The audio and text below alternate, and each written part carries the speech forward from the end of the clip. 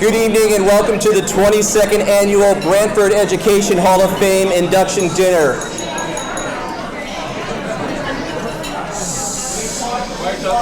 My name is Dave Grindell, and after the past 3 years, it is most definitely both a genuine pleasure and a sincere privilege to share this evening with all as we collectively honor the next class of inductees. To start our ceremony this evening, Tony Cardesano will lead us in the singing of the national anthem. So if you would please rise, it would be appreciated. I must tell you that this is by special request of Carol Martens, because she said she goes to a lot of, obviously, events, but also sees on television that every time the Star Spangled Banner is played in a country somewhere, they all sing. It's their national anthem, and they all sing. Like Kathy. So I said, you're right. So she said, instead of the pledge, why don't we do the national anthem and have everybody sing?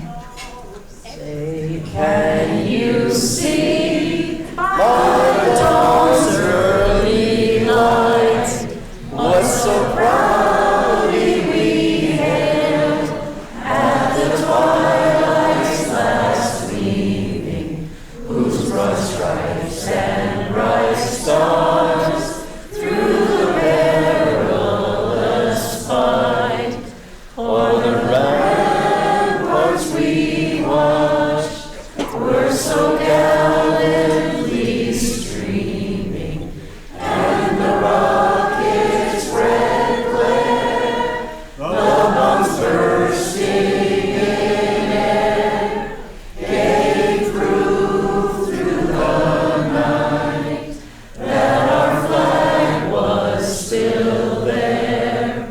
Oh, say does that star-spangled banner yet wave o'er the land of the free and the home of the brave?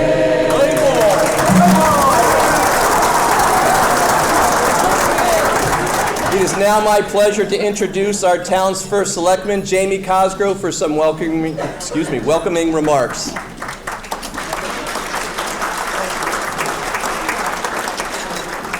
Well, thank you. On behalf of the town, I welcome all of you here tonight at the Branford Education Hall of Fame. It's great to be back and being able to honor our great educators of our community.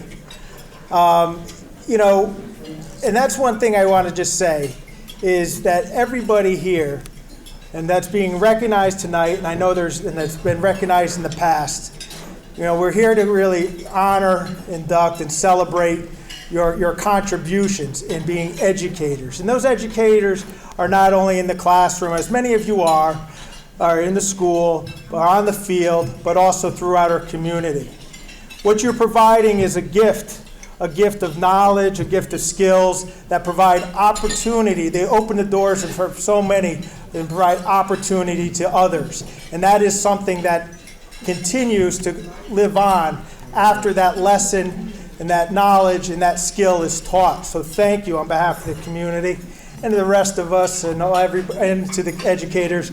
Let's continue to be students. So thank you, and let's enjoy the night.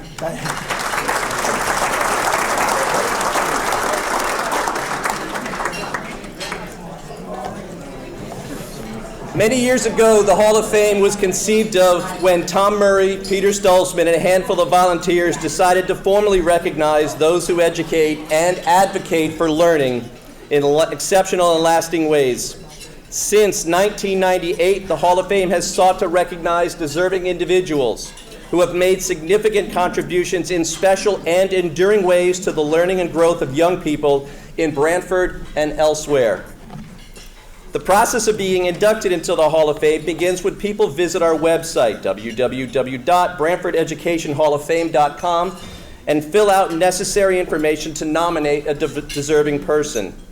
In the following January or February, a townwide meeting is held where people speak to those nominated, and a vote is then taken. The meeting is open to all Branford residents, and once there, not only will you get to vote, but you will hear the wonderful stories about the nominees. This process culminates with this evening. This evening, we are here to celebrate our 10 new inductees, but we must also honor others as well.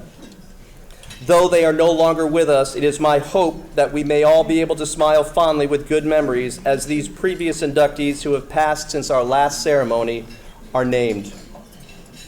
From the class of 2000, Philomene Akunzo. 2001, Stan Patella. 2003, John D'Amato. 2004, Judy DiCaprio and Kathy McGurk. 2007, Ed Higgins.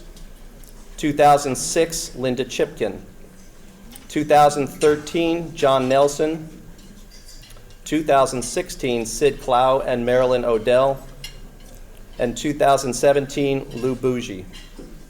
I also learned this evening that a longtime Hall of Fame volunteer, Chip Roy, husband of Pam Roy, passed yesterday as well. I would ask that we have a moment of silence to think of them, our colleagues and friends, gone this world, but not gone from our minds.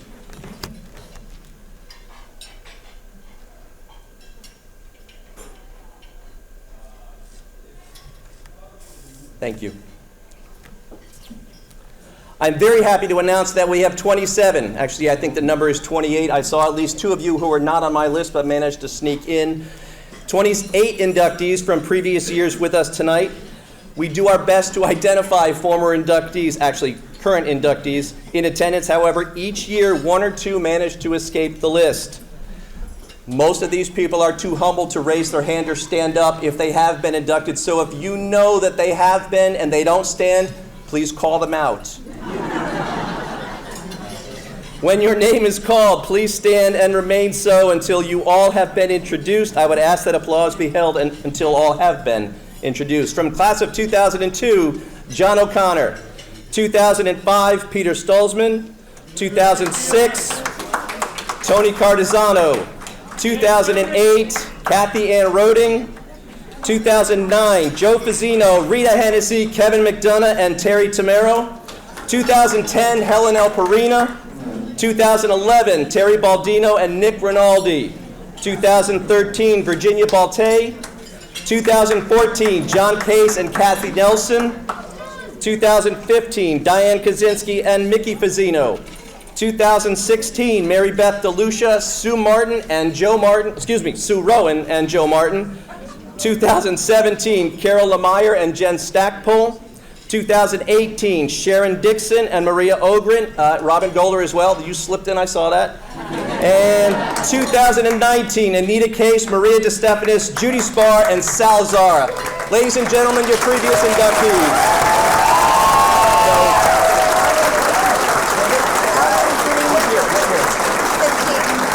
Ellen Greenberg, 2015.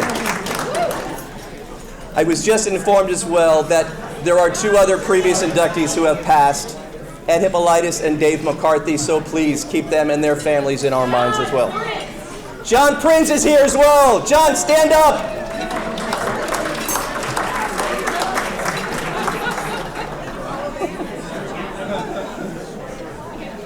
It is now once again my pleasure to call up one of the forces behind this evening and past ceremonies. Tony Cardizano will be introducing or inducting our first 4 awardees. Ladies and gentlemen, the one and only Tony Cardizano.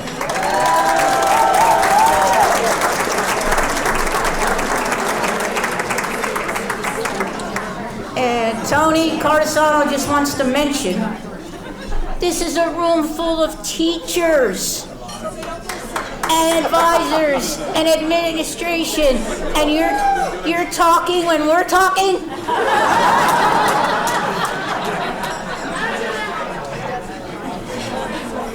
Okay, it is my pleasure to introduce to you Patricia Mooney, our first inductee.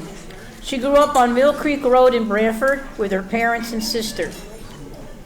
She met her husband John Mooney on the Shoreline bus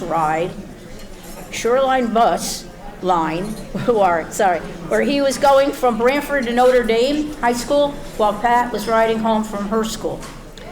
Pat went to Merrimack College in North Andover, Mass. for 4 years and graduated cum laude.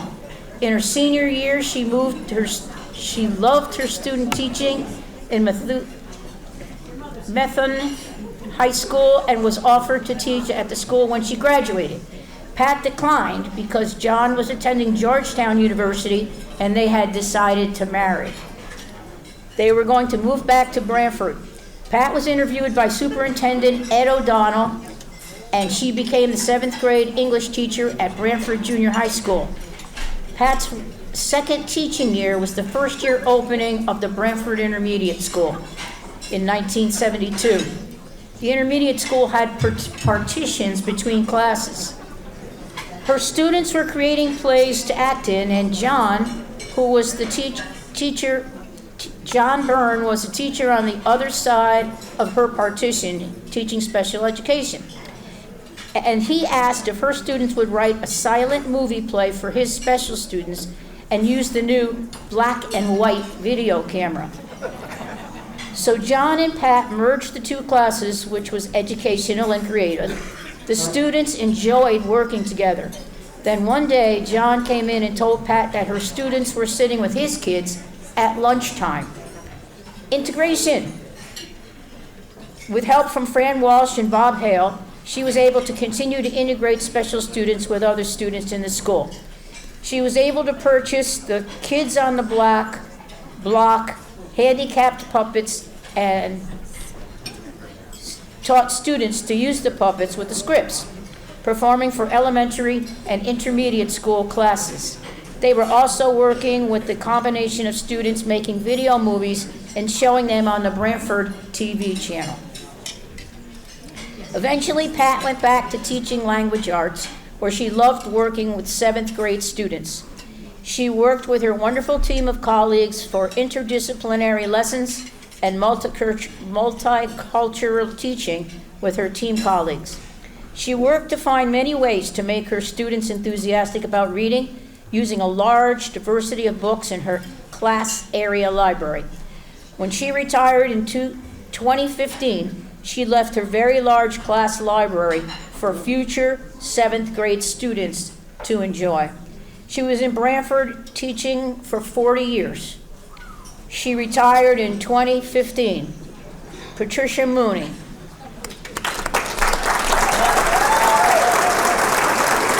She could not be here this evening, and we'll accept her award later. Okay. Susan Rood. Susan Rood grew up in Madison and graduated from Daniel Hand High School in 1967. She credits her 2 high school teachers for introducing her to the joy of communicating in a foreign language, a lifelong joy. Susan attended McGill University in Montreal, but interrupted her studies to marry the late Paul Wilderman. In 1973, they moved to Branford, where they raised their children, and Susan resumed her education, receiving a BA in French from Southern Connecticut in 1978. She later attended Middlebury College and received a Master of Modern Languages in 1985. She and David Rood married in 1988, and they are the parents of Kristen, Asa, Ian, and Owen, as well as the delighted grandparents of 6. Susan taught in French, German, and Spanish in Guilford beginning in '79, and in 1993 she began teaching in Branford at Walsh Intermediate School, where she continued working until 2013. Susan said the opportunity to see students awaken to the satisfaction of communicating in a language not their own, and to watch as that language begins to become their own, was a joy.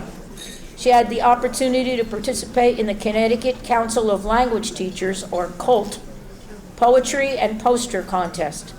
Under the dedicated leadership of Maria DeStefanis, she and Walsh Intermediate teachers prepared, coached, and accompanied dozens of children in different languages to the annual competition for many years, leading to WIS earning the first prize in the middle school category several times.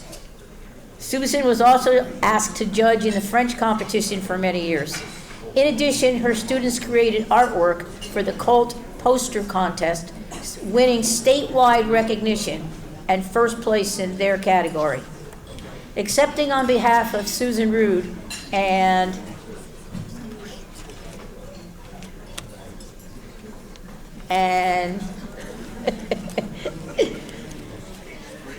Pat Mooney. Accepting on their behalf, Maria DeStephanis.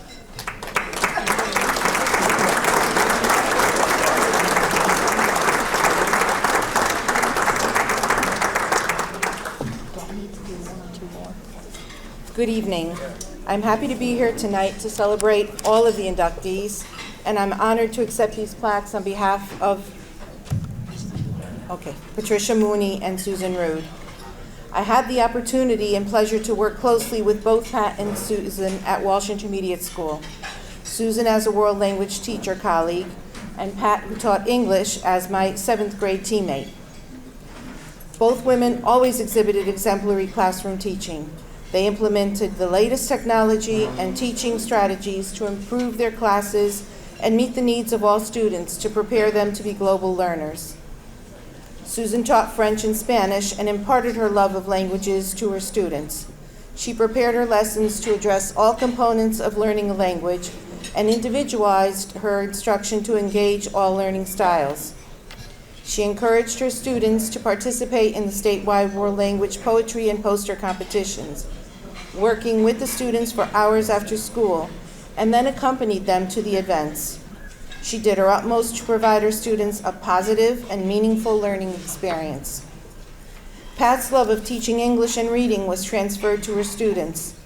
She inspired them to read by allowing them to choose their books, creating a student-centered learning environment. She incorporated integration with students of special education and created interdisciplinary lessons, which included my Spanish students, many years before this would become a curricular goal. She embraced technology involving her students in video conferencing with students in other districts, and held a special video conference session with the then Lieutenant Governor Rell. She was a visionary in education. Both of these women demonstrated their love of teaching in every class and deserve the recognition of being inducted in the Branford Education Hall of Fame. Thank you.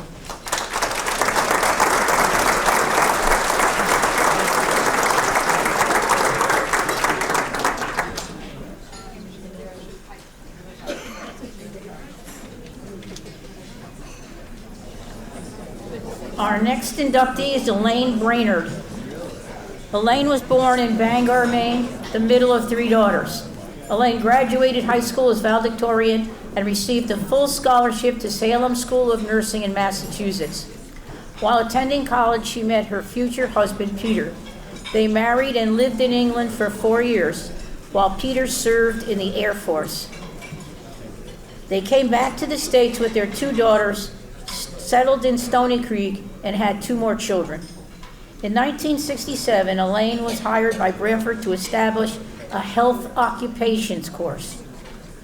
It was an elective program for 2 years, giving students both classroom study and practical hands-on experience in a hospital setting, inspiring many of her students to pursue careers in healthcare.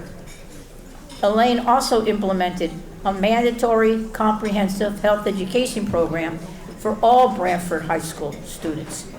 While teaching at Branford, she pursued her own advanced education, receiving her bachelor's degree in nursing and chemistry from Southern Connecticut State University in 1975, and a master's degree from Fairfield University in educational administration in 1979. She then continued to pursue a doctorate in higher education, education administration, and services for special needs students at UConn.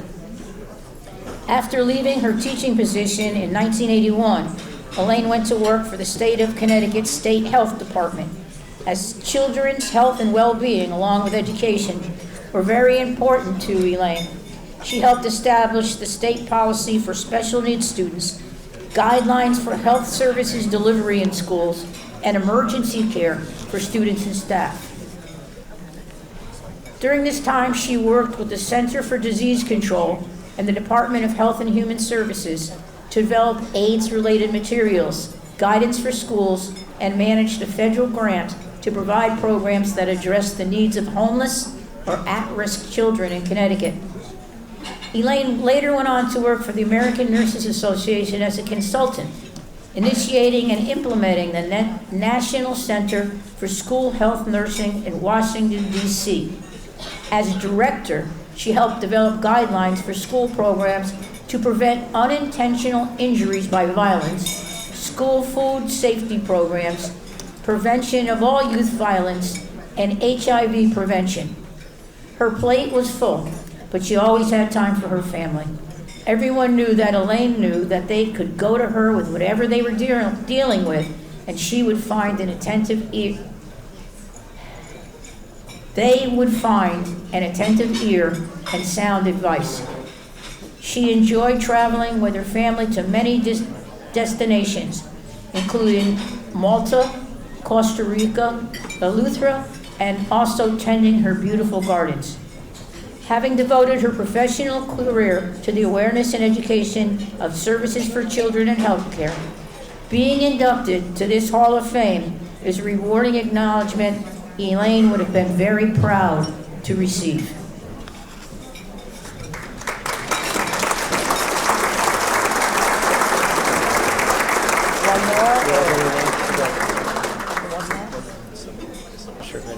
Is Elaine's daughter here? Could you come up and accept the award in your mother's honor, please?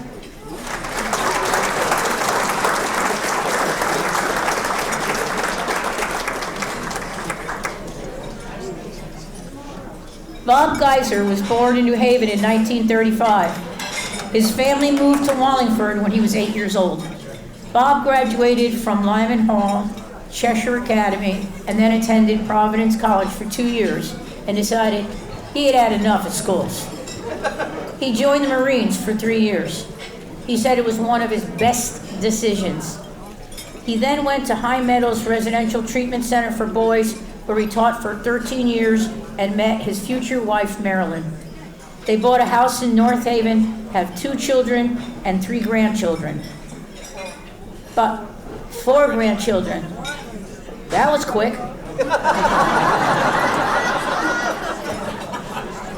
Bob went south to play professional baseball, came back and went to Southern Connecticut to resume his education. As he said, it was a very busy few years for him. At Southern, Bob earned his BS and MS degrees in special education, and then a 6th-year degree in administration and supervision. Bob worked with students who had trouble attending classes and even school. He came to be the head of, in effect, an alternative high school. There were teams of teachers. Freshmen and sophomores went to school in the morning until noon, and juniors and seniors from noon until 4. During this time, he also moved into administration. He started as an assistant principal, moved to vice principal. Then in the 80s, he was the acting principal, once for 6 months and the second time for nearly a year. As I said, Bob was a student, a Marine, a teacher, professional baseball player, and administrator. What I didn't tell you, he was also the softball coach at Branford and worked for a cable company. Probably made the most money at that, I'll bet. I am convinced Bob Geiser could do anything he sets his mind to, and he would do it well. Congratulations, Bob.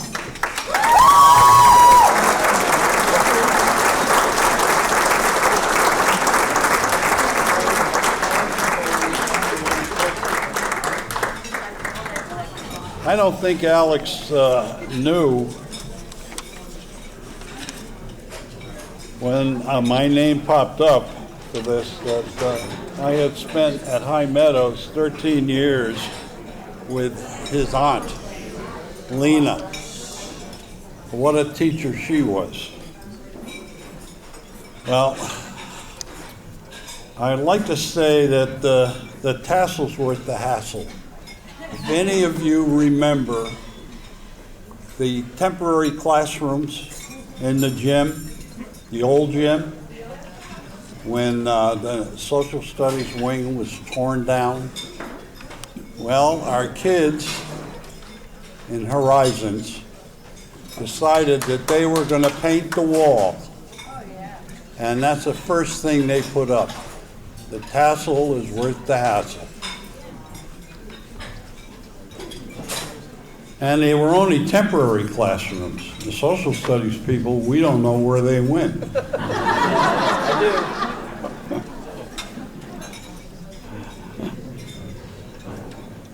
But thank you very much to the committee for this award. The staff that got me there, I'm going to name a few names here. I don't think I can name everybody because these were originals, and some of them are over there at that table hiding under the lights. Kevin Connell. You know, you could stand up. Yes. You don't have to see. You don't have to stay standing. Chuck Reel, not here. Mike Griffin. I know you remember Hal Von Hoff. Amy Oshevsky, Sal Zara. Where are you, Sal?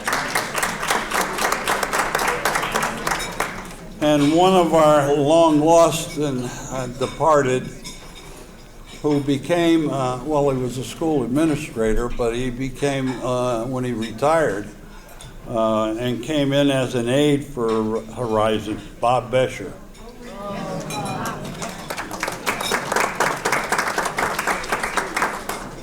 I have some other people to thank for all these jobs I had. One of my mentors was the superintendent or assistant superintendent of program at High Meadows. His name was Bob Evans. And that's where I met Lena and worked with her for 13 years. And that's where I met Marilyn. She was a volunteer. Tom Cody, Alice Tippett, you remember those names, don't you? Ed O'Donnell. But last but not least with all these names is Marilyn. She typed all of my papers through 4 programs. She typed about, how many words a minute? 140, 150? And she gave the two of us 2 terrific sons, Rob and Jim. And one of them, Rob, my oldest son, is here with his new wife, Mary.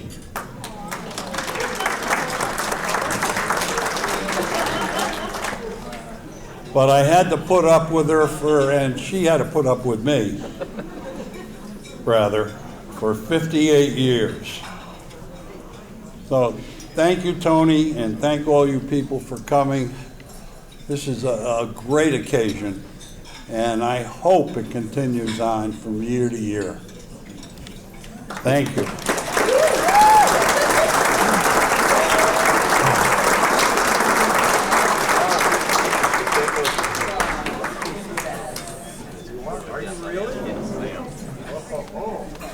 I should have mentioned Dave.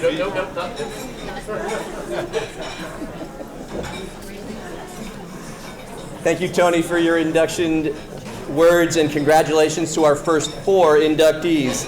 Now, if you would please enjoy your dinner, each other's company, and the rest of the presentations will begin after dinner. Please, when you hear the sound of the bell, I say again, when you hear the sound of the bell, please return to your seats promptly. Enjoy.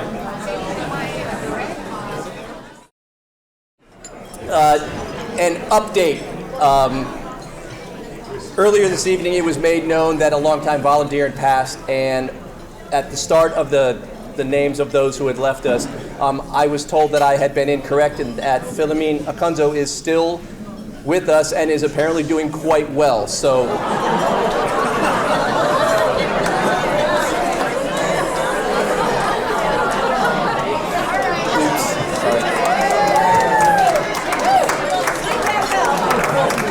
And as I hear ring that bell, I learned the story of the bell tonight, and I feel compelled to share it with all of you.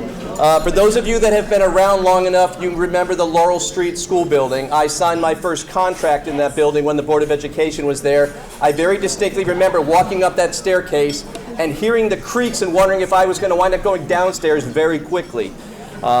When that building was being demolished in front of the construction of the new police department, Mr. Squeary of Squeary Insurance knew that the bell was in there and went in, got it, essentially rescued the bell, and passed it on to his son, Rick Squeary. Rick Squeary was the first Toastmaster at the first induction ceremony for the Hall of Fame, and the bell has been a fixture of this moment ever since then. So it definitely has a school connection to it. I'm still learning how to ring it consistently, otherwise it starts winging around in there. So give me a little bit of time and we'll have it down. I hope you enjoyed your meal, and as we see the staff at Woodwinds or from Woodwinds moving in and about, I hope that you might thank them for their excellent service this evening. So if we could give them a round of applause.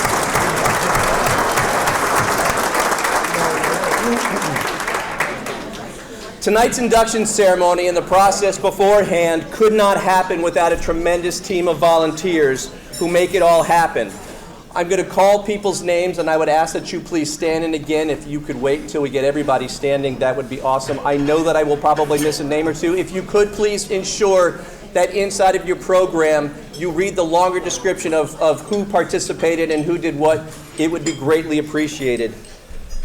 The co-chairpersons, both of whom came out of retirement to help put this ceremony together, Carol Martens and Tony Cardizano, are the driving force behind this tremendous night. They coordinate the writing of the biographies, the collection of photos and background materials about the honorees. Carol ensures that all deadlines are met. Tony maintains the book of nominations and, as always, has done a phenomenal job again as our presenter. These two are a great team, and without them this evening would not have been possible. Other people that need to stand and be recognized: Diane Kaczynski, Kathy Nelson, Mary Beth DeLucia, Jean O'Connor, Dan Halley, Henry Pondis with our camera back here, Pam Johnson and Steve Mazzacane, and through the many staff members of the Branford Public School System who posted information about tonight. Thank you very much. If we could have a round of applause, ladies and gentlemen.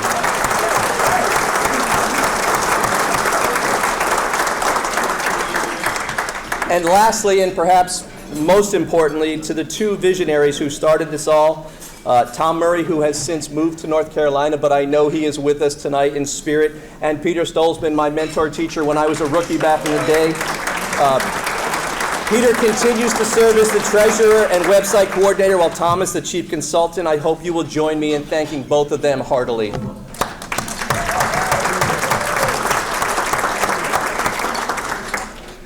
I would also be remiss if I did not share a request from Carol Martens that we all very publicly and gratefully acknowledge the work that Alex Paluzzi and his assistant Marissa Dugan have done. Marissa, could you please stand up as well?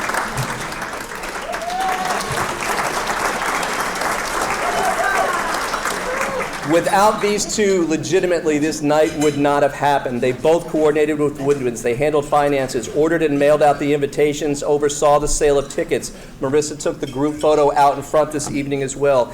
I'm going to say it's not doubtful we would be having this dinner if it wasn't for them. We wouldn't be having these. So when you see these two again, please thank them profusely.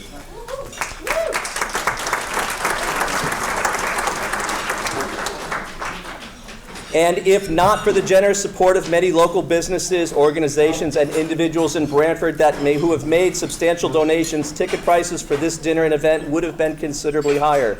With that in mind, we would like to thank our major donors: Carbuti and Company, Guilford Savings Bank, Gene and Jack Kelly, Tommy Sullivan's, Twin Pines Diner, Virginia Balte, Judith Barron, Tony Cardizano, Mary Beth DeLucia, Maria DeStefanis, Carol and Dave Martens, Jean and John O'Connor, and Sue Rowan.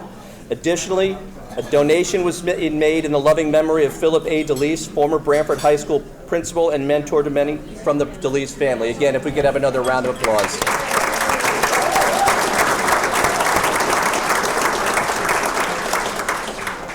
It is now a pleasure to call Alex to make a special presentation. I need to let you know that I was actually supposed to be coaching a tennis match this afternoon. Alex touched base with me on Monday, and when I told him that I was going to be at the match on Thursday, he said, "Dave, I will pitch hit for you until you get there." So Alex, you have my thanks for being here. Thanks, Dave. Tremendous job as an MC. Thank you very much. Just a quick presentation here. As you mentioned, you'll hear a little bit more from Dave.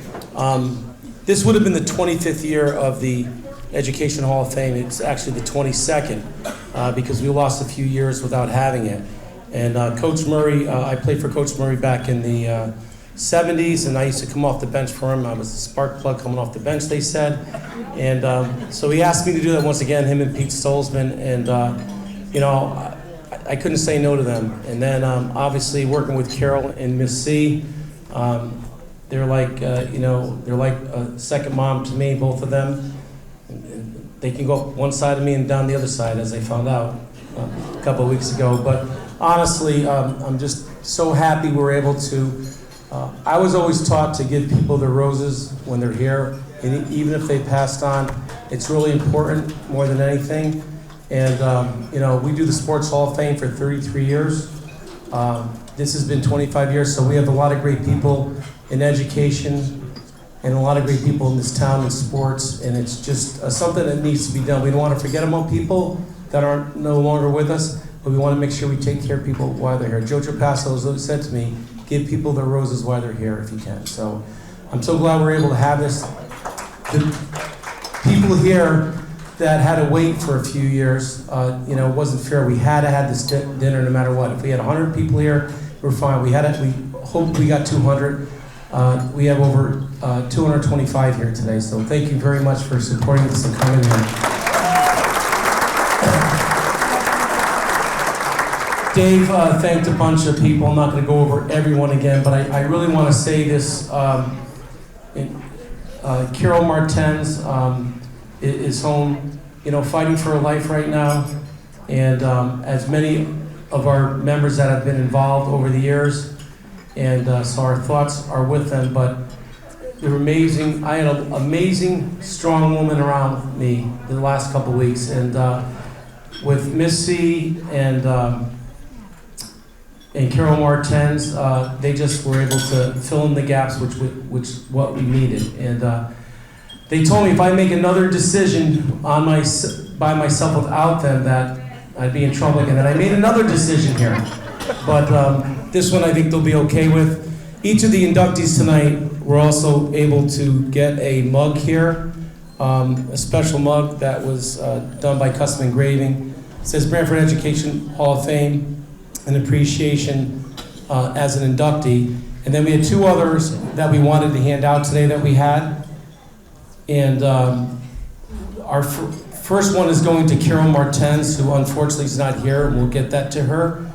Okay, and the next one right now, I'd like to come up at this point, or I'll come to her actually. I shouldn't tell her what to do, I forgot. Forgot already. Is Tony Cardasano. C.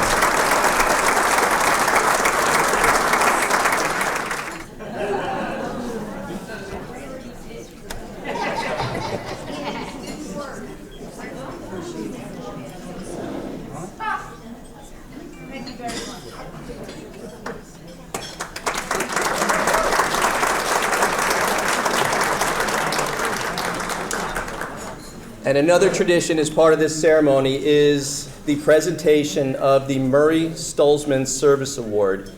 It is presented to a volunteer who has given much of themselves over the course of the many years. This person is a former swim coach of mine, and it is his position who I assumed. It is an absolutely genuine privilege to present the Murray Stolzman Service Award to John O'Connor.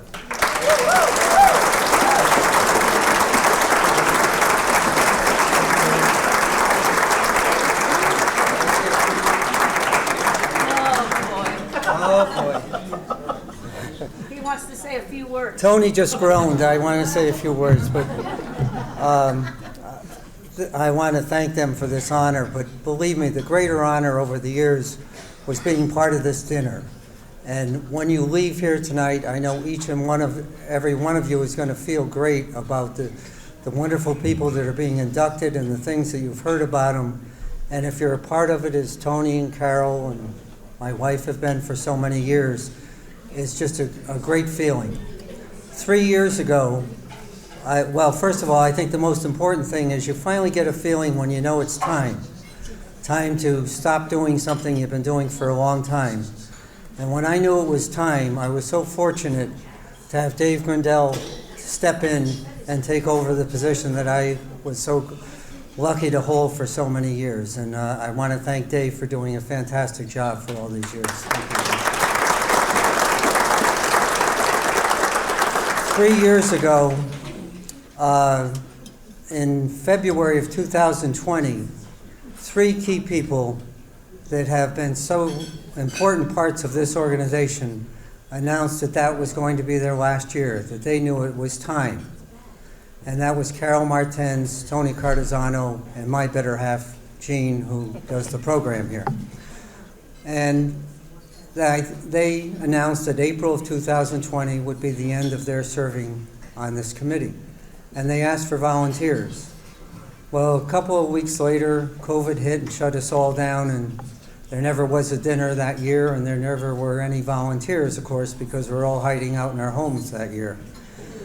But we're back to that same situation. 3 years has gone by, and to their credit, Carol, Tony, and Jean have decided that they could do it one more time and carry on this dinner tonight. Sad to say, there is no replacement for them. Yet. So if we don't have somebody come forward, this is the last dinner. And I don't think any of us want that.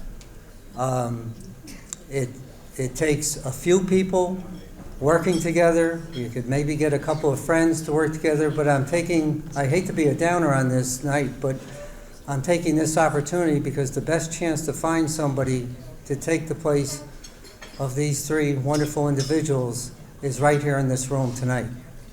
So I ask you all to give it some thought, see if you could spare the time, and you'll never feel better about yourself than being involved in this committee. Thank you very much.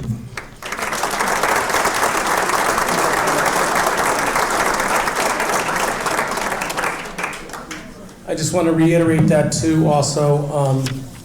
Again, Kathy Nelson, Mary Beth DeLucia, and especially Diane Kaczynski. Just to give you a little example, Diane has been back and forth for 2 weeks, but when you have to do the seating plan, you got to kind of do it on your own. And obviously Marissa assisted with her, and they worked great as a team. But just to give you an example, 3.5 hours just to do the sitting plan, 3.5 hours just constantly just doing that. So a lot of things just happen. A lot of people say they want to help, but it's saying what you want to help and doing are 2 things. And it's a great organization, like OC said. And if it wasn't also for his wife, Mrs. OC stepped up and did the program book. That it's absolutely gorgeous. This really tonight wouldn't have happened. So please find in yourself. We're all busy people. This is for the educators in the town of Branford, anyone that brought honor distinction to education. So please dig deep in your heart and really think about it. But thank you. Back to Dave. Our next, how is everybody so tall?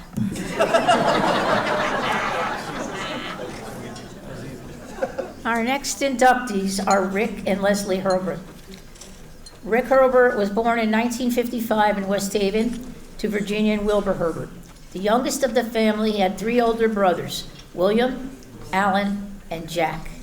Rick remained in West Haven throughout his childhood and attended West Haven High. Rick then went into the plumbing and drain cleaning business, eventually starting his own drain cleaning business, which he owned for 24 years before taking on a superintendent position with the Greater New Haven Water Pollution Control Authority. Leslie was born in 1958 in Niagara Falls, New York, to to Mary and Jean Hyde. She was one of the 4 children, having an older sister, Susan, younger brother, Christopher, and younger sister, Nanette. The family moved to Hamden, Connecticut in the early 60s. Leslie attended the Hamden Public Schools and graduated in 77 after having her first daughter, Christina. Rick met Leslie and her daughter, Christina, in 83, and they became a family in July of 85. Rick and Leslie went on to have 3 more children, Jesse, Alicia Marie, and Stefan. The Herbert family moved to Branford in 91, and all 4 of their children went through the Branford public school system. The family loved the town of Branford and were very involved in the Branford community. Leslie had a lifelong passion for working with young children. She began working at Branford Daycare Center, now Branford Early Learning Center, in 1980. She took a few years off after having her second child, but when the opportunity arose a few years later to start an infant program at the school, Leslie jumped on board. Leslie worked as the head teacher in the infant and toddler room, where she was like a second mother to hundreds of Branford's youngest residents. One afternoon, while sitting outside on her break, eating a container of yogurt, we didn't need to know that. She saw the advertisement for a schoolyard habitat on the back of the container. Looking out over all the unused land at BELC, she came up with the idea to build a schoolyard habitat for the Branford community. Rick and Leslie, their children, and countless volunteers and community businesses spent months giving the land and building the habitat. They held a school-wide competition to give kids in Branford the opportunity to name the habitat. When Nature's Garden was finished, they hosted field trips from local classrooms, supported Boy Scout projects, and served as a model habitat for others in the state. Rick and Leslie were also involved in various other youth activities in town. The Boy Scout Troop 428, going on camp outs, trips, and helping the Eagle projects. They were also involved with Demolay and the International Order of Rainbow for Girls. They also ran a booster club for the Branford High School wrestling team, whereas Leslie became famous for her Herbert chocolate chip cookies. Rick and Leslie were members of the Branford Festival Committee, with Rick working his way up to being festival chair and Leslie heading up the Father of the Year and souvenir committees. Leslie passed away in 2007, and although Nature's Garden is no longer there in its original form, her legacy lives on. The garden is now host to the Branford Garden Club's community garden, and aspects of the original area, such as the large granite sundial, still remain on the site. The Shoreline Greenway Trail now runs through the back of the property and bisects the community garden and the old outdoor classroom. The children of BELC still plant their own gardens and explore and learn in the gardens. These days, Rick spends his time working, enjoying time with friends and family, traveling to Florida and Mexico, and counting down the days until retirement. He and Leslie's passion for nature and strong community values live on through their 4 children and multitude of Branford children whose lives they have touched. Rick, you want to come up and accept this? He's not here tonight. Oh, okay.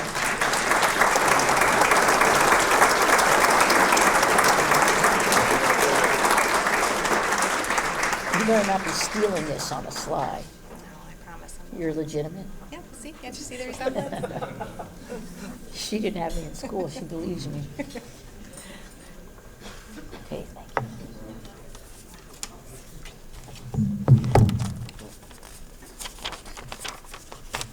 On behalf of my parents, I just want to say thank you for this honor. My mother came up with this idea one day at lunch on her yogurt container. But I don't think anybody, including her, expected this to be as big of a project as it turned out to be. It was definitely a labor of love that had a wide-reaching impact. It not only brought children and families of the community together, but it fostered a love of nature and conservation in the children who helped with the project.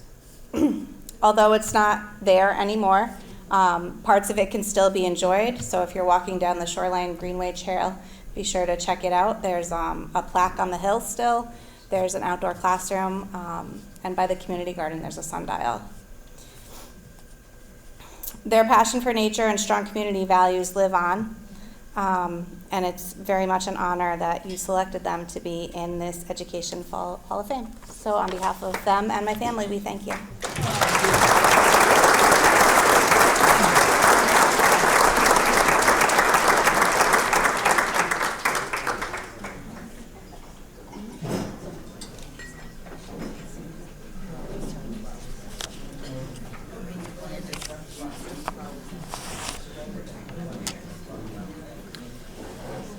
Next inductee is Jean Kelly. Brian's Hope celebrated victory when Connecticut added ALD to screening for newborns. A year later, Jean presented testimony at the Secretary's Committee on Inheritable Diseases in Infants and Children at NIH, National Institute of Health. She advocated for ALD, adrenoleukodystrophy, which is an inherited disease. And they advocated for ALD to be added to the Recommended Uniform Screening Panel, or RUSP, R-U-S-P, which is the gold medal, a gold cup of screening panels. It screens for 50 different problems that are inherited in newborns and or children. Adding ALD on the RUSP would be a major milestone in moving forward with screening all newborns for this disease. Currently, 35 states are screening newborns for ALD, and others are set to begin in the next few years. Jean works tirelessly with advocates nationwide to get ALD into each state's panel of newborn screenings. Jean has already made great strides in fighting this crucial battle. In 2013, the Kelly family and Brian's Hope celebrated victory when Connecticut added ALD screening for newborns.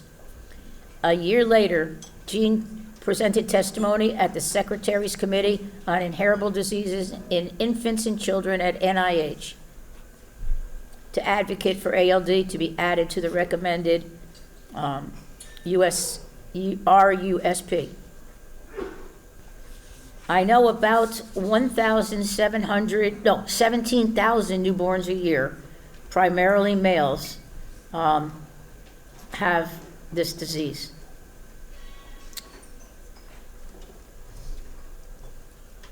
Oh, gosh.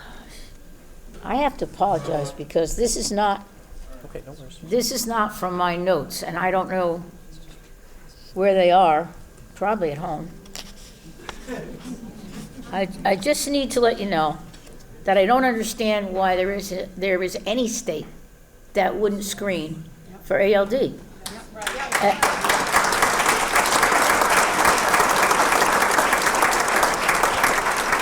And why any country would not screen for ALD. It's a progressive, debilitating genetic disorder.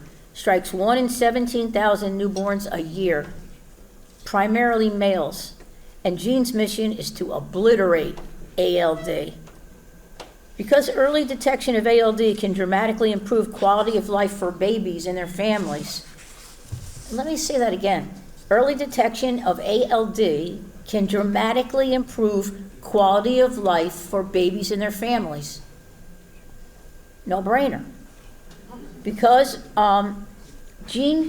that, Jean draws upon her incredible skills in event organization, teaching, public speaking, teaching, fundraising, teaching, and I did that on purpose, and advocating for an unwavering hope that screening and research will save the boys.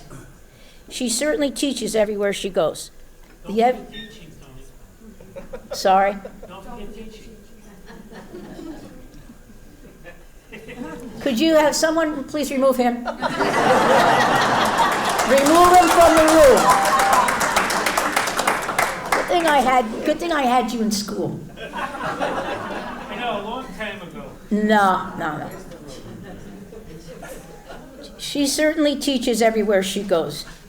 Jean, the evidence of how impressive a teacher she is lies in the evidence of how far the facts about this disease have spread, and the increasing number of states that are making the screening a requirement for all newborns.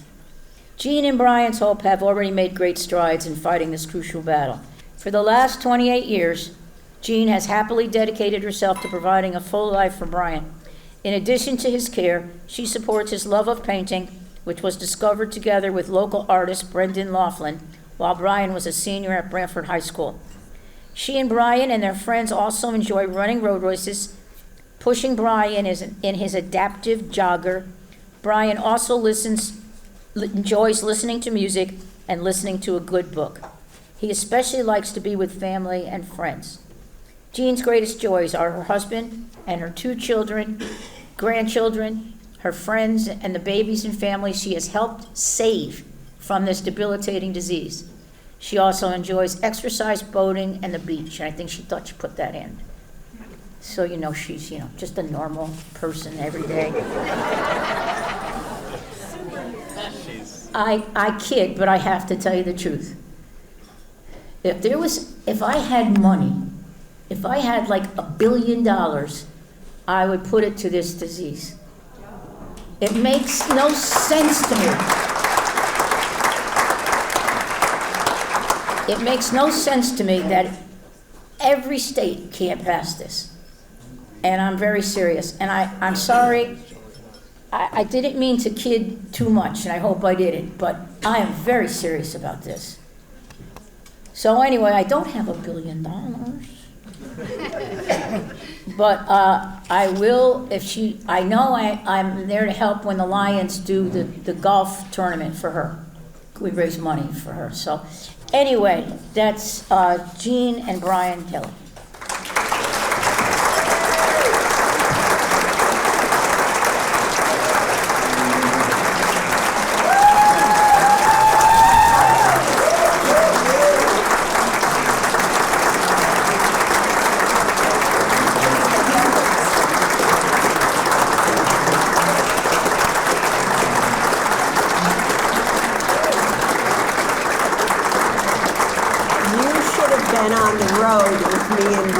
Because you made some beautiful points. Oh, good. Thank you very Good. much. Thank you. Thank you. So sweet. Yeah, thank you.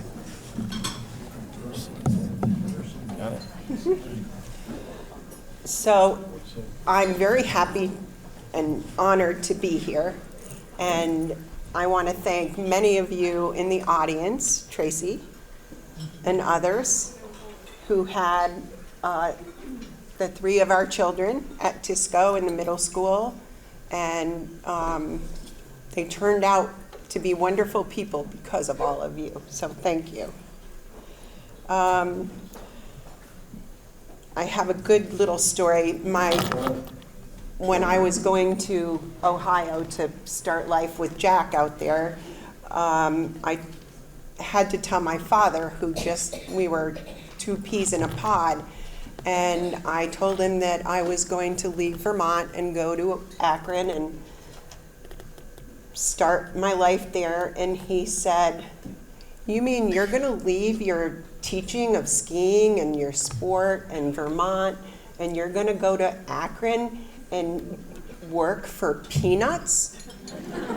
And at that time, I made $8,200 for my first year of teaching in 1981.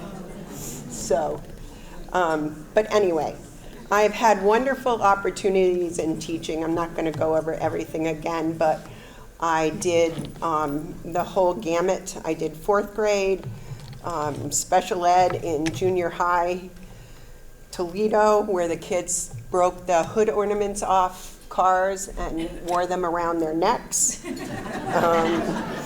And then I came back to Branford and I worked at Mandana Armstrong, and then I became very dedicated to ALD, and Brian was a major part of our success with newborn screening across the country, and we're now in 35 states, and we're testing about 80% of the population of newborns across the country.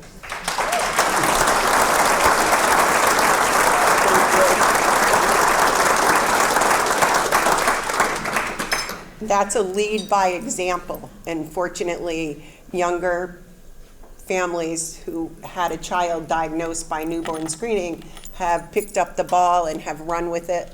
Hi, Mr. Case. And I believe that it will be in all 50 states in the next 10 years. I believe it will be law.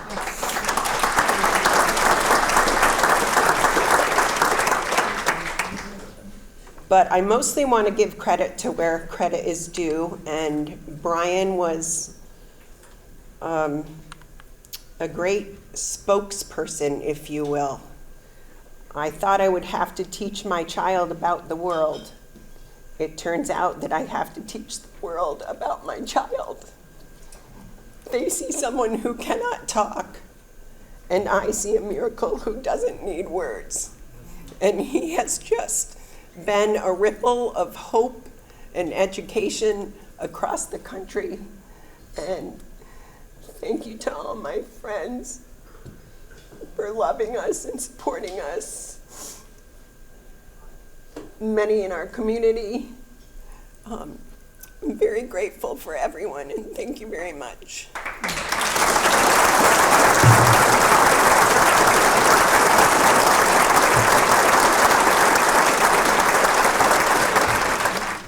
The next inductee is B. Brown.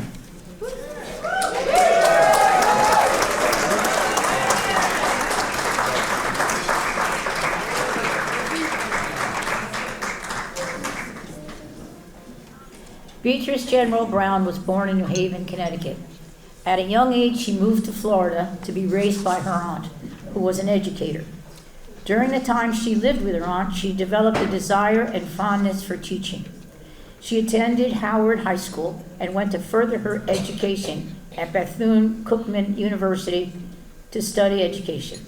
She later went to Southern Connecticut State University, where she received her master's degree. Beatrice was married to the late William Charles Brown, and they had 2 children. After Beatrice graduated from college, she returned to Connecticut to be with family and friends and to begin her teaching career. She began teaching at St. Martin's in New Haven for 3.5 years, but her dream was to teach in the town of Branford, excuse me, where she knew her children would attend school. She was awarded this opportunity in 1972 when there was an opening, and she began teaching 1st and 2nd grade at Indian Neck School. This is a quote from one of her colleagues. I first met Bea during my 2nd year at Sliney. Bea was assigned to work in my classroom in order to support a new student with an emotional disability. As a beginning teacher, I was struggling to meet the challenging needs of this child. I was amazed by how effortlessly Bea was able to connect with the boy and treat him with kindness, respect, and love. Since then, she has been an endless source of support, knowledge, and guidance, not just to the students in my class, but to me as well. She then moved to Sliney School to teach 1st grade. She stayed there until she retired for the first time, after teaching for 35 years. Yeah, you got it. However, I said for the first time she retired. However, retirement life was not for Bea. Shortly after retiring, she returned to Sliney as a permanent substitute and stayed in that position for another 20 years. Just in case, I got this all figured out for you. I've been adding it up, just in case you haven't. She permanently retired in 2021 after dedicating 55 years.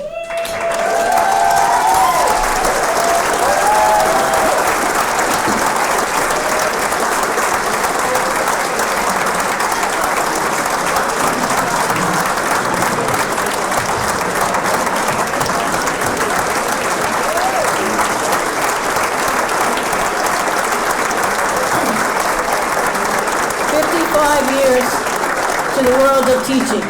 During her tenure with the Branford Board of Education, she was a member of the BEA, the Branford Education Association, NEA, National Education Association, in which she served as a representative for Indian Neck School. She can be found in Who's Who among American teachers. She's also a member of the Delta Kappa Gamma Teachers Sorority. Beatrice has served as a mentor to many young teachers throughout the years. They could have had no better model or inspiration. That's for sure. Woo. And that's for sure. Seriously, 55 years. Did you go to the dinner for her? Where you going now? The problem is this is not just for her. I think she deserved a dinner for 55 years. Any members of the Board of Education here? I think we should at least think about it. That's all I have to say about B.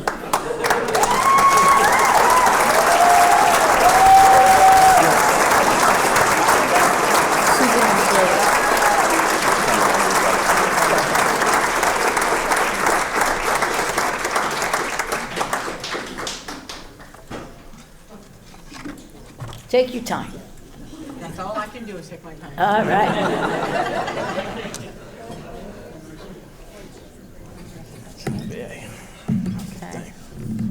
Okay. Thank you. Okay. She said 55 years that I taught. I tried to make 60. But my mind was fine. My mind worked very well, but the body told me it was time to stop. Okay. I am delighted to be here tonight. I want to thank the committee for selecting me to be a part of this distinguished group of educators. I would like to give a special thanks to all of my principals and my coworkers and friends. And most of all, I'd like to thank my wonderful family for supporting me throughout my career. We all know that teaching does not stop at the end of the day. No. At home, you're a mother and also a teacher. Teaching is a 24-hour job, even when you're sleeping.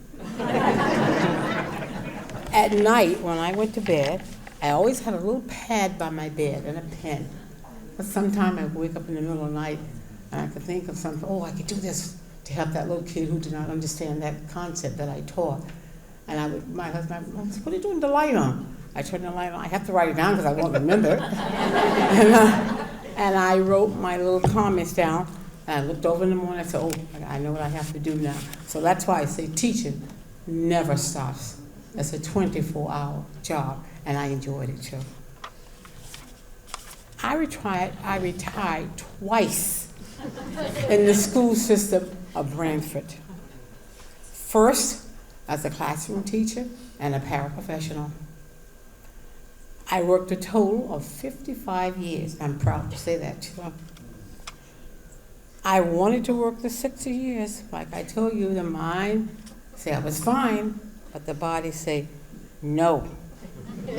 But if the body and mind would have worked together, I probably would have continued working with my children, as I always call them, my children, maybe 60 years. I was raised in Florida by a wonderful woman, and she was my aunt. She was also an educator, too. She had a great love for children. She inspired me to become a teacher. She shared many conversations with me about her teaching profession, and I never forget the words that she repeated to me often. Whatever you choose to be, say, give it your best. And that's what I tried to do, to give it my best, and I think I did. I gave it my best. She was a first and second grade teacher. And I also taught first and second grade teacher. I was fortunate to have her as my first and second grade teacher. And the children used to say, oh, you're so lucky. You have an aunt and you live with her and she's a teacher. I didn't tell them the other part of the story. When I went to school, teachers taught 2 grades in one classroom. And my aunt taught first and second grade. So when I was in first grade and she was teaching the first grade children, I always had my ear over to listen what she was doing with the second grade children too. So when I reached second grade, I know all the assignments because I had finished mine and I was listening to the second grade assignments. I read all the first grade books, I read all the second grade books. And since I knew all the assignments and children knew that, of course she didn't know I'd never told her that I know everything she's going to be teaching. The children always would come to me for instructions, or I would just tell them things. Sometimes I would tell them the answer, which is not good. And although my aunt didn't do that, but she had to remind me several times that I was not the teacher. I've always wanted to be a teacher. I would say that was the beginning of my teaching career. That was the beginning of it. At an early age, I decided to open my own school. Every Saturday morning, I taught school on my front porch. And all the neighborhood children attended my school. And the name of my school was B's School. I taught reading, I taught math, I taught spelling and penmanship. For those who know me, all my colleagues, they know I'm very fond of penmanship and neatness. I love to be neat. And my aunt supplied me with all the materials that I needed for school. And at school, they had to call me Miss B. I was very bossy. And they did call me Miss B. And my school was very successful. The enrollment came too much for me, and I had to limit my enrollment. It was the joy of my life. I enjoyed every moment of my teaching. I gave such a great feeling of fulfillment. And at that point in my life, I really knew I wanted to be a teacher. I started my teaching career in New Haven, and I taught 4th grade. I still wasn't happy. Something was not right with me. I said, I want to teach in my hometown, where my children go to school. I want to be near my children. And I've always dreamed of teaching in Branford, because when I was a little girl, I would come to Branford every summer. I lived in Florida in the winter. I come to Branford in the summertime. Who wouldn't want that world? Having Florida, nice warm weather, and having Connecticut, Branford, nice cool weather in the summertime, and I enjoy that. My first day of school in Branford was a wonderful day.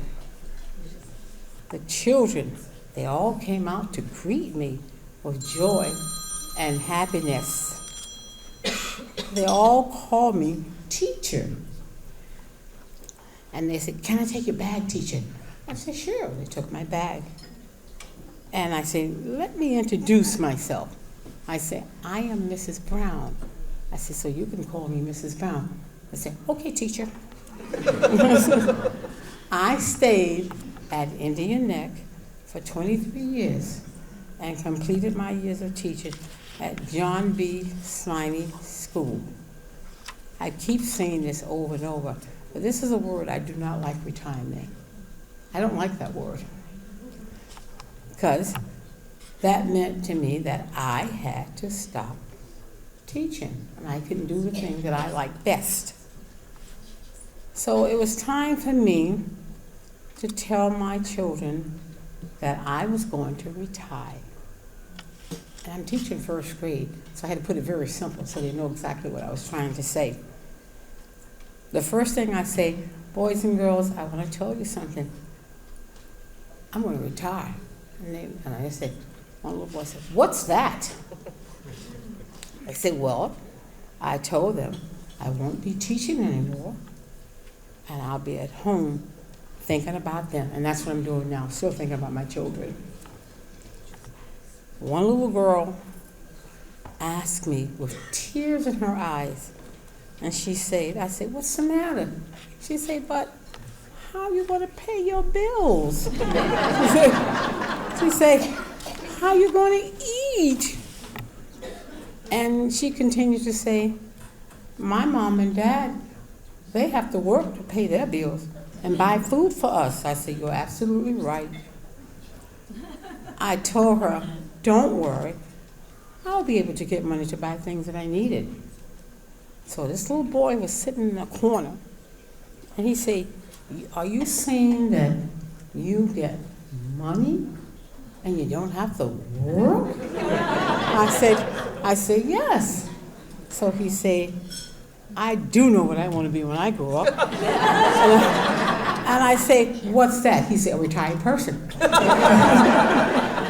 So by now, I didn't go into details with other things that went along with retirement. Because if I told them 35 years, they think it was 100 years if I told them that. So by now, I'm sure he knows all the details now. But that was a long time ago. So I'm sure he knows what to do about it. I truly enjoyed my career as a teacher. I gave love to my children. I miss seeing them. I certainly miss working with children. But what I miss most of all, not being able to see their progress and seeing what they're learning and knowing that I once was a part of that with them. I'm still teaching every day. I call it incidental teaching, the kind of teaching I do. If I see something, I can't sit back. I can't keep my mouth closed. I have to say something. In November, I went to visit my granddaughter in Florida, and my great niece came to visit me with her husband and children. Her preschooler, her name is Jada Joy. We started engaging in conversation. She noticed that I had this cane. She kept looking at it and she said, what's that? I said, that's a cane. And I use it for walking. So when she was leaving to go out the door, she looked at me and said, cane walk? I said, you're absolutely right. I felt so good. I still have my teaching skills. Her mother mentioned that she remembered that every time she came over to visit as a child, that I always teaching her and her siblings.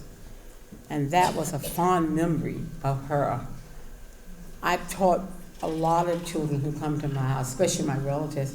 My brother used to drop his son off every other day to come to my house and read encyclopedias. And some children don't even know what that word is today because they have computers. And I still have my encyclopedias. I'm not going to give them away. I love them. And every time he would leave, he'd say, thank you, Aunt B, for letting me read your encyclopedias. And do you hear children say that today? No, they don't say that today. I also had another opportunity to teach at a grocery store. An adorable little boy was standing up in a shopping cart.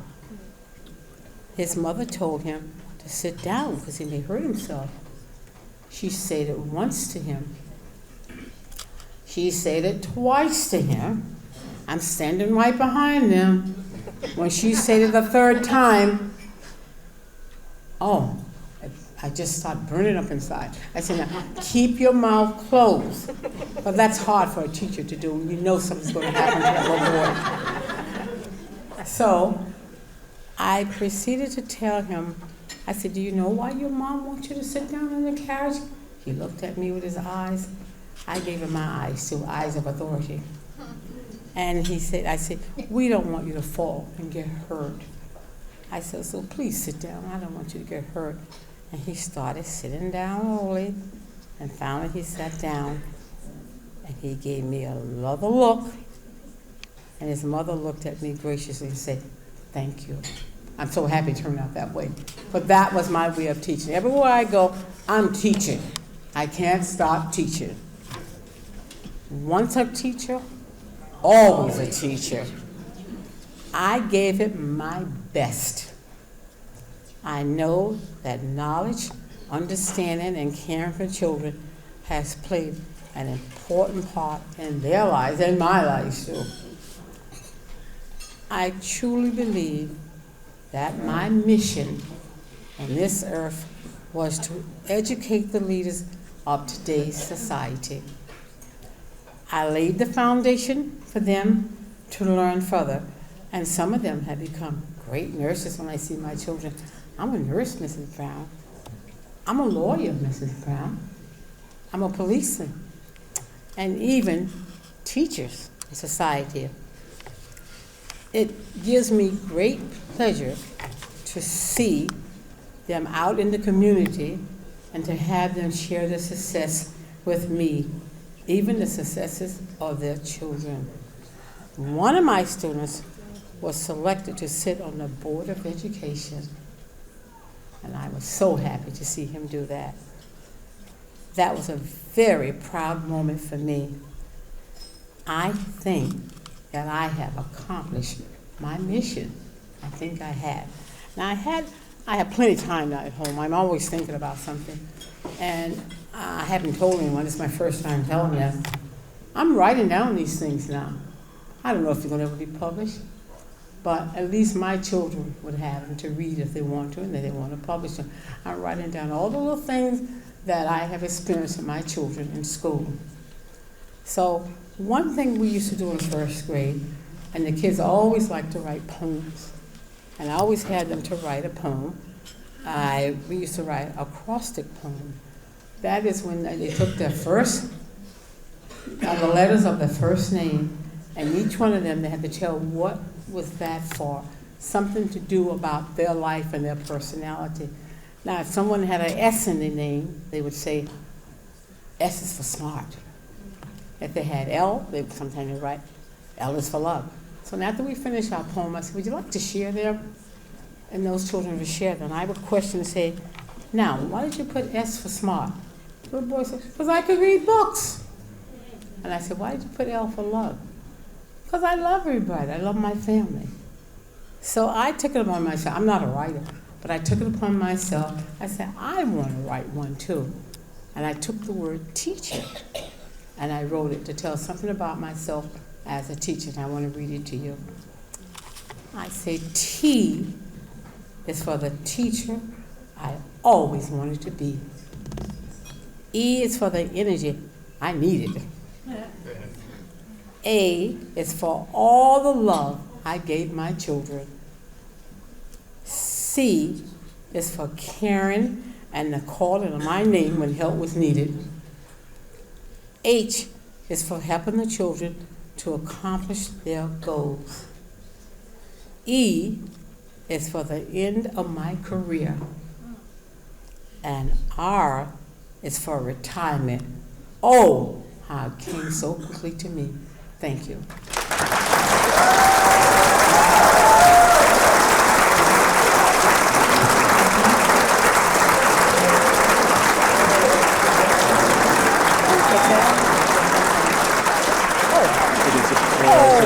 Thank you. Oh, that's beautiful. Thank you so much. Okay.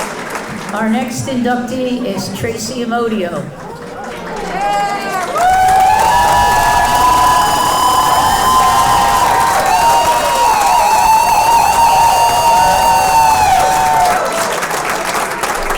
Oh, come on, how much is he paying you? Tracy has worked as a physical education teacher in Branford school system for the past for the past 34 years. Tracy's love for sports is the reason for many of her favorite memories. Tracy continued a passion for basketball when she played for Coach Anthony Barone at Southern Connecticut State University from 1982 to 86, and she was a participant in the 83 NCAA Division II Women's Basketball Championship.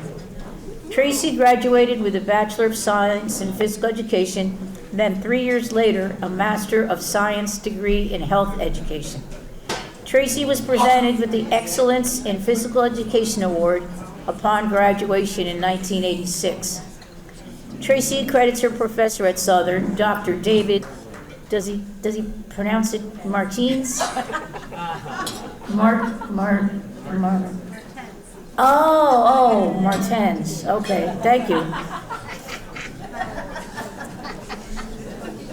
Okay. Credits her professor at Southern for his belief in her ability to be a successful teacher. He encouraged Tracy to apply in the Branford School District for the permanent sub position at WIS. Much of Tracy's new and invaluable knowledge, along with her growth as a new educator, came from two incredibly talented and Branford Education Hall of Fame members, Kathy McGurk and John Case. Throughout the next 4 years, she moved into the role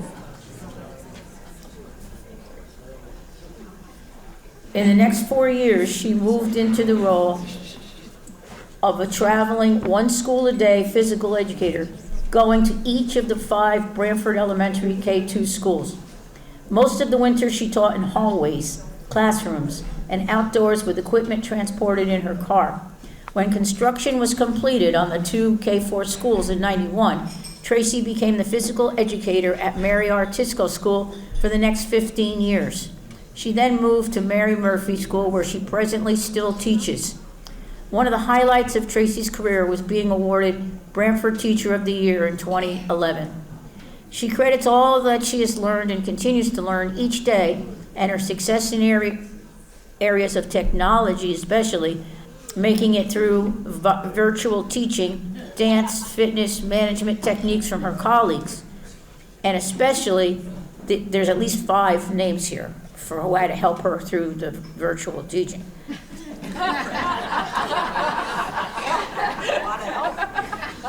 She's especially thanks to hundreds of extraordinary classroom teachers, para-educators, parents, and students with whom she has had the privilege of working. Throughout that time, she has worked to strengthen the school community, including everyone, no matter what role or job they have.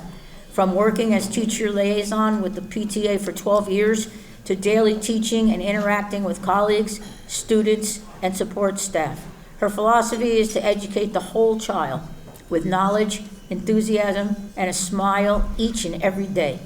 She wants especially to thank her loving sister Phyllis, her best friend, and more than anyone, her partner in life, Nancy, who has shown amazing support, love, and patience with Tracy's ever-challenging and demanding teaching career.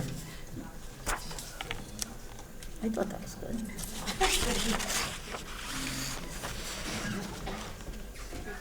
That's it.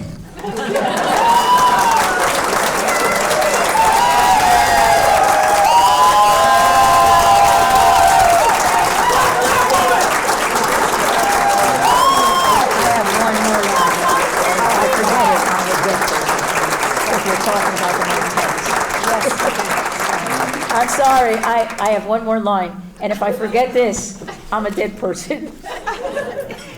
Okay, so it was the last page.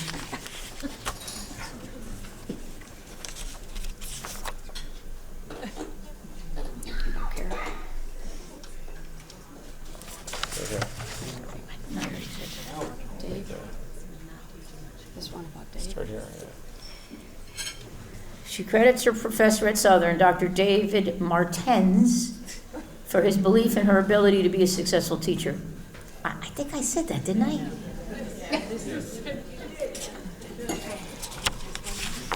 Okay, forget it. I'm losing it. Okay. You did. Tracy Amodio.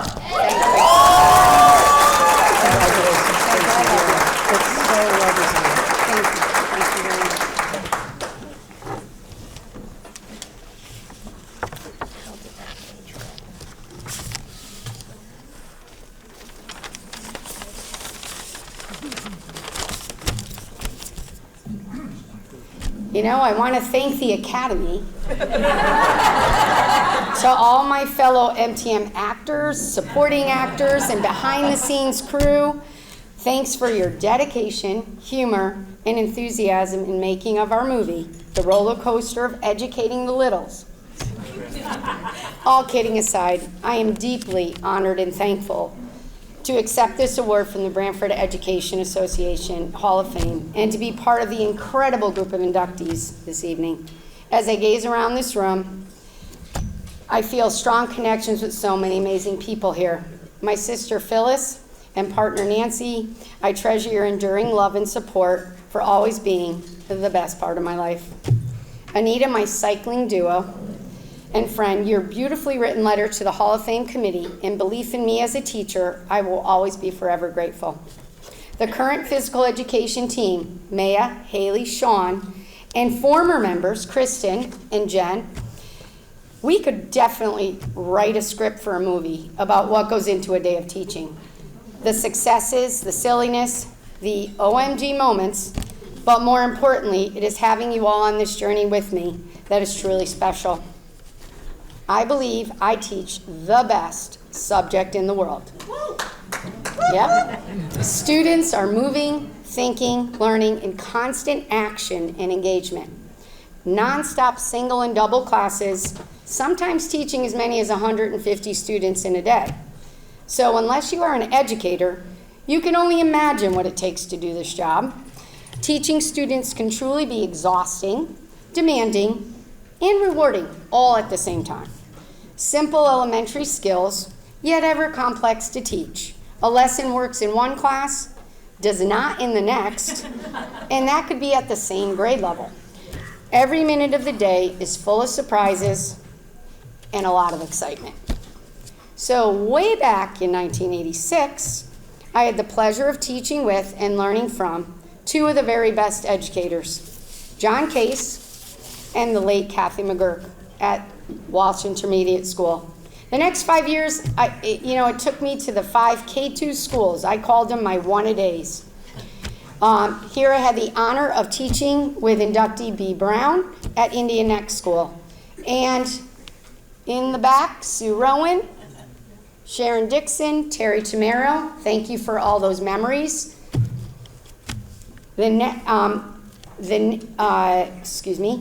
Kristen, we've gone full circle. I, as your teacher when you were my student at Branford Hills, then working together teaching at Mary T. Murphy, and now I get to teach your children. So, it touches my heart and brings a smile to my face when I meet former students everywhere.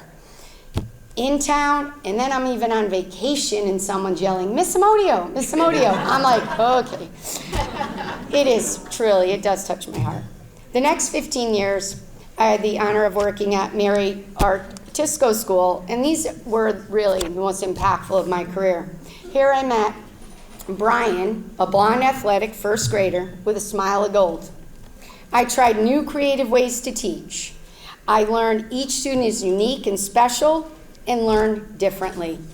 Brian, I hope your parents can tell you, I wish you were here tonight, but I want to also thank him he made me a better teacher and allowed me to see the beauty in teaching. And it is poignant and heartfelt that I am inducted here tonight with Jean. So I want Jean to give Brian a big hug when she gets home for me. Shout out to my friends and colleagues from MTM. You do incredible, outstanding work every single day. Robin Goller, it was an honor and privilege to work with you as my administrator at MTM, and for you to end your career working with us. It was fantastic. It does truly take a village to educate our students, and I am blessed to be working equally alongside with every one of my colleagues. The paraeducators who work one-to-one, you are a godsend and deserve to be paid like millionaires.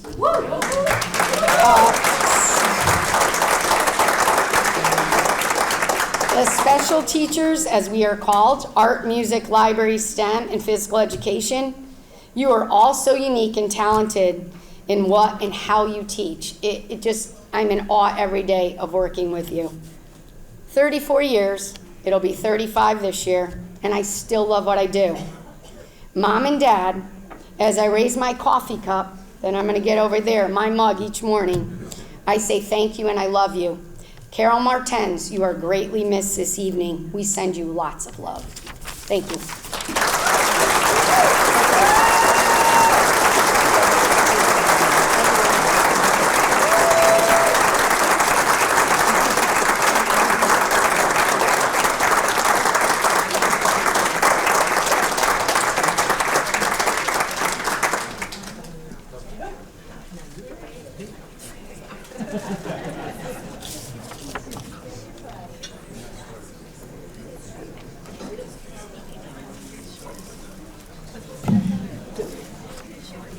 Okay, as Suzanne was quick to tell me, I skipped her somehow. She was supposed to go before, what's her name? Tracy.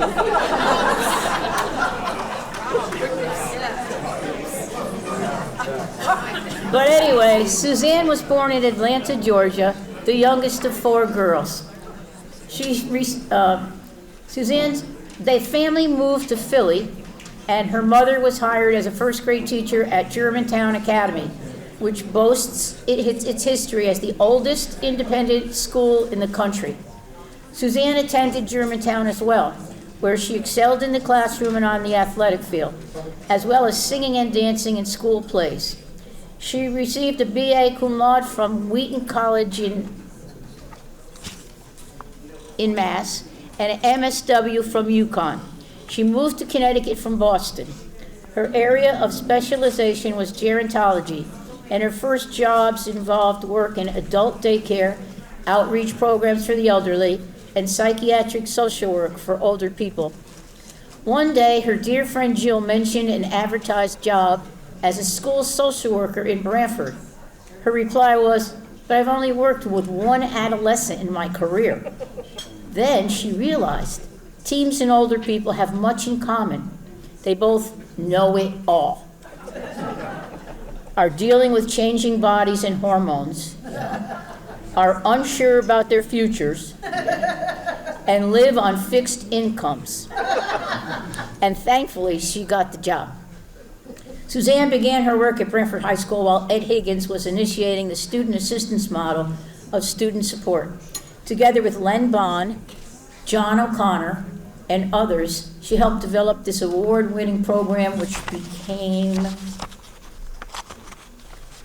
a model statewide for identifying students at risk while creating support services to increase academic success. She created peer connections along with counselors from the Branford Counseling Center to train students to identify when a friend needs professional help and how to get that friend to a trusted adult. In her tenure at BHS, she's especially proud of the work done alongside her colleagues during the difficult days of Columbine, 9/11, and Newtown. She was thrilled to work with Kathy Ann Roding and Tony Cardesano in BHS musicals, especially Tony Cardesano, and later chaperoned many choir trips to Europe. Suzanne also wants to credit the many members of the Branford community for supporting her throughout the years. Suzanne is very proud of her 4 adult children who have followed their hearts and created lives of compassion and creativity. She continued to enrich the lives of Branford teachers, offering weekly yoga class after school, as well as taking yoga to people in senior centers and public housing. The quote that we said when thankfully she got the job at Branford, does not even begin to explain how much she enriched our lives with her help in problem solving, counseling, and helping to make all the faculty, staff, and especially the students to be wiser and more caring. Suzanne Service.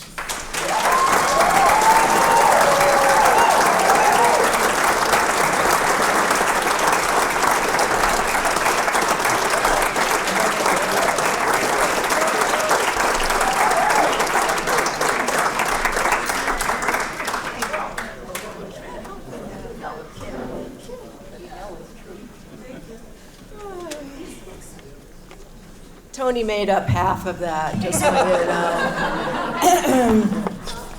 And then I realized this has been 3 years in coming, so some of what I was going to say was already in there, so it's going to be really quick now. You're lucky. So thank you so much, as everyone has said, for this honor and to be honored with all of these incredible people, most of whom I never knew, and it's been a delight to hear about everybody's work. But especially I want to commend my fellow social workers, because this is really an honor of social work in Branford, which has been a long history. Branford's been very supportive of social work and mental and emotional health. So there are 3 here today, I think, and I'm going to give you their names just in case you don't know them. Jen Miller, who was Horizon's now Atlas social worker. They're all over there. Tricia White, who's, I believe, Stella Mary Murphy. And Susan Zacchetti, who was our first school-based health social worker at the high school and retired a few years ago. So thank you for recognizing those people. We often work behind the scenes, underground, and a lot of what we do is confidential, so a lot of people have no idea what we do. But I'm going to tell you what we do, just in case you wondered. Our training is a little different in that our graduate programs don't prepare us to work in education. In fact, we don't often think of working in education, at least my generation. We didn't even know they existed. So our training has to do with, of course, the psychiatric, the counseling part, the things that you know us for. But I'm not sure you know that we also get tremendous training in community organization, in social policy and advocacy, in administration, so that our goal is to look at our clients in their environment, not just the behavior that's presenting to us, but what else is going on in their lives. And if you put that into our educational program, what's going on outside the school day? I mean, we have them for a lot of time, as we all know. But a lot's going on in the community, in their homes, in their families. And so we look at everything that's affecting this child. And it's a little bit different approach, but that makes us a great team member for educators and school psychologists and school counselors, school nurses, and then, of course, teachers, administrators, and then what I call the second tier of education in any school: custodians, cafeteria workers, administrative assistants, bus drivers. They all have contact with their kids and have a wonderful perspective on what's going on in their lives. So it was really a pleasure to be able to work in a school for as long as I did, even though I didn't plan to. The other part of what social workers do is they look at their community. What are the resources? And the resources in Branford are rich.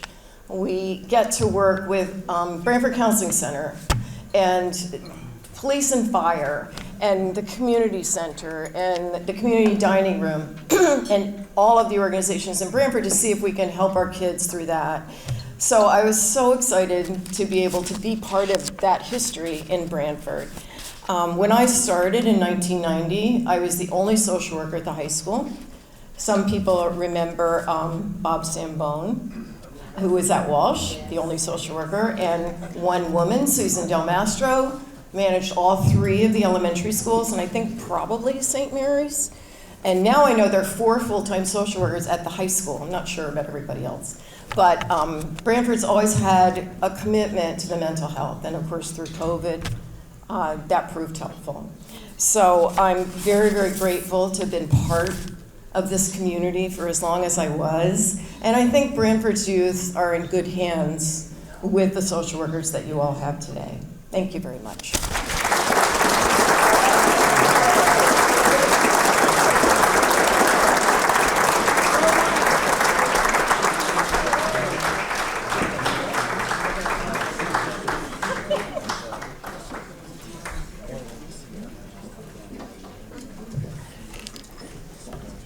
Okay, Diane, are you still here?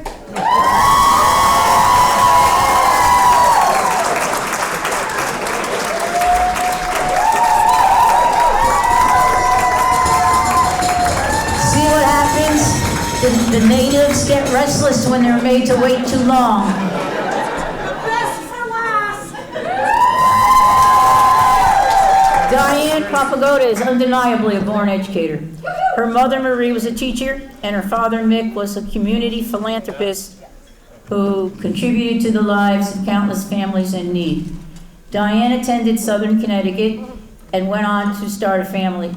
She married her husband and best friend, Nick, and had 2 amazing children, Allison and Joseph.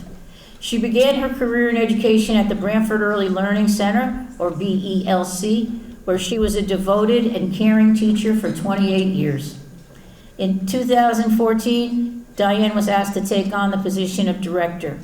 Diane has led the BELC with unwavering commitment to all the families the school has served.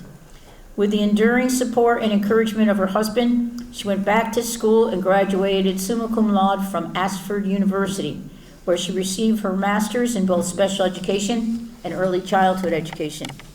During COVID, Diane continued to go to work and opened a free store at the BELC. This was one of her finest accomplishments. Her tireless dedication to the community has not gone unnoticed. Diane has been the recipient of the Beacon Award, the Shero Award. I love that. The Shero, not hero, the Shero Award, and the Community Service Award. She has never turned down an opportunity to volunteer to help anyone who has ever asked. Diane knew the minute she walked into her kindergarten classroom that this was her world. She was aware that her calling to teach was serving a greater purpose. Her experiences working with children and families enriched her own life as much as it impacted others. Diane and Nick look forward to growing old together. Diane Papagoda.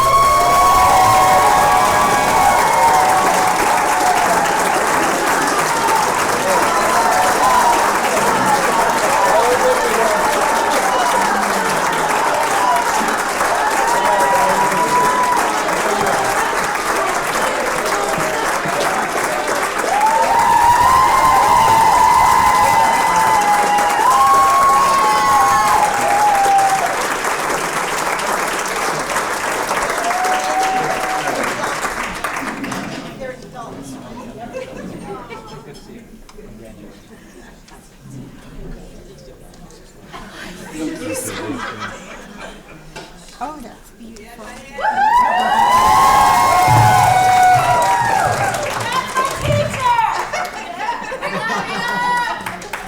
I love you too. So, you know where I am, who I am, and God put me where I was supposed to be. I was going to stay 1 year in a daycare, and I said I could do that. And 37 years later, thanks, Alex, here I am. I'm honored and humbled to be in this room with such amazing educators. I'm trying not to cry. I'm going to say my closing statement first, and if you know me, most of you do, you will understand why. I hope that each child has the love of learning, the joyfulness of kindness, and respect for themselves and others, and they carry the importance of education with them. Education is the future of our country, the best we can do for future leaders, and the proof is in this room. Everyone in this room deserves to know that you are wonderful to children. So thank you. Thank you so much for this honor.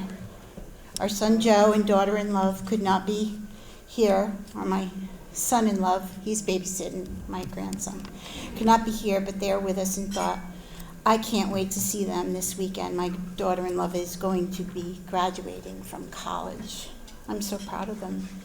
I want to thank my husband, Nick, for joining me on this journey.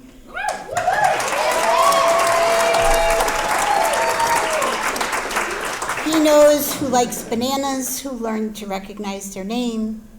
He learned to cook so I could work late. He's my hero.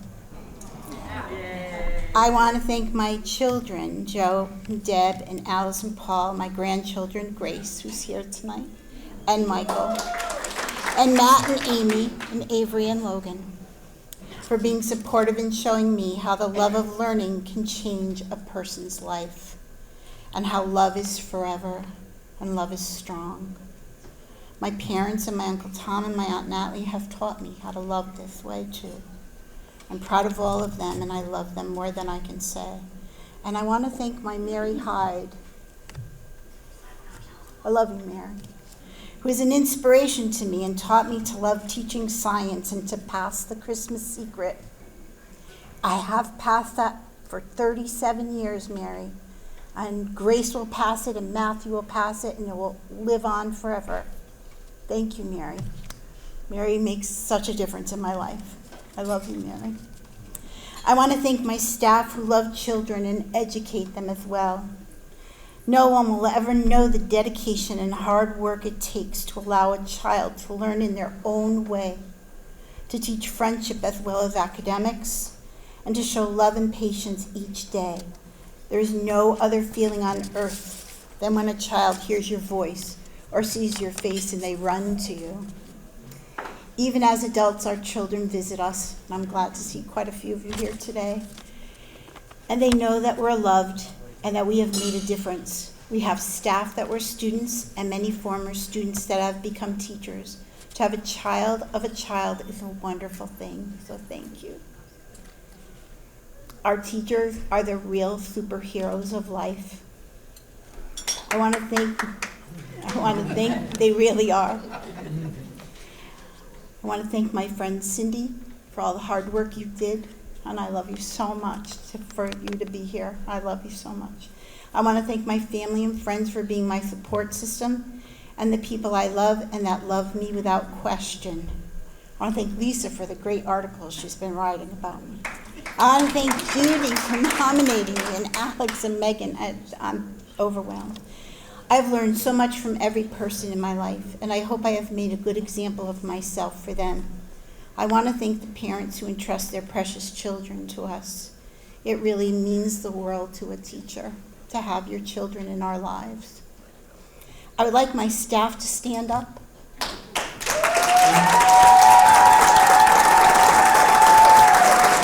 They are amazing. And I am so proud to work with them. I would like my family to stand up because they're the loves of my life, although they know that BELC is also. I would like my board of directors to stand up because they guide me and support me in my journey. I would like my friends to stand up. My friends and my friends that are family, stand up. Stand up. My friends. They support me and they stand by me and they listen to me. And they are the best volunteers ever. There's not one person here that I couldn't call and say, hey, can you help me? And they do, and I would help them too. And now to everyone in this room who has ever been touched by the Branford Early Learning Center, please stand up and share our joy of education, love, and respect. Thank you very much.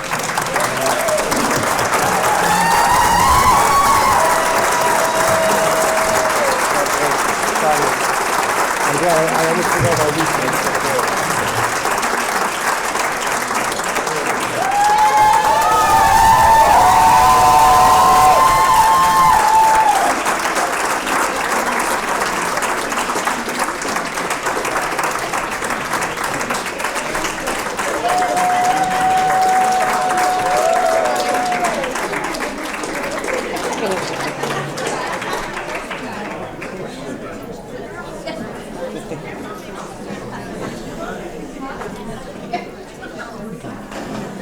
Ladies and gentlemen, if I could, just before I close, ask that we give Tony a warm round of applause for her absolute dignity to be here.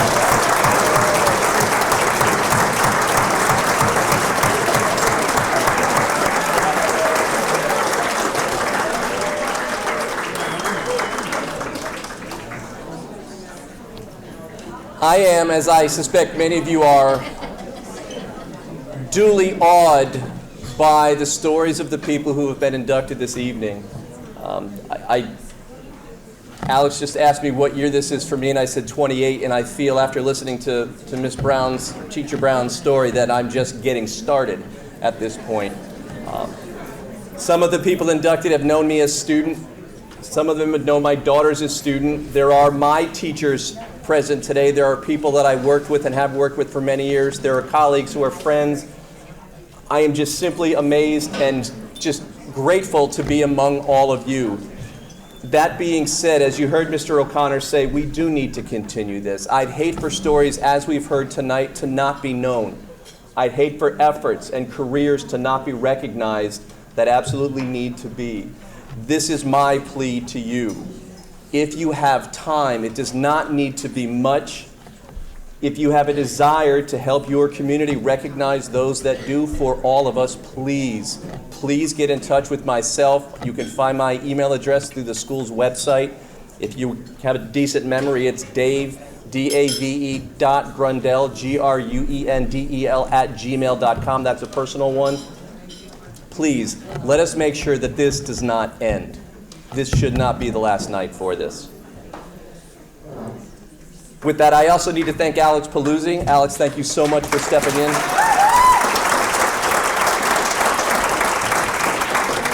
Okay, I've made mistakes lately a lot, but I'm going on the limb.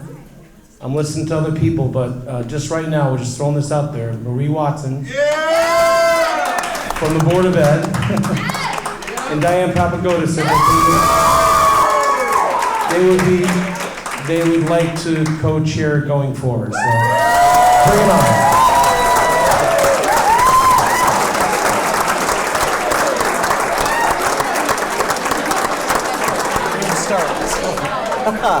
And with that absolutely outstanding news, ladies and gentlemen, once again, congratulations to all of the newly inducted members of the Hall of Fame Education Class 2023. Have a brilliant evening, ladies and gentlemen.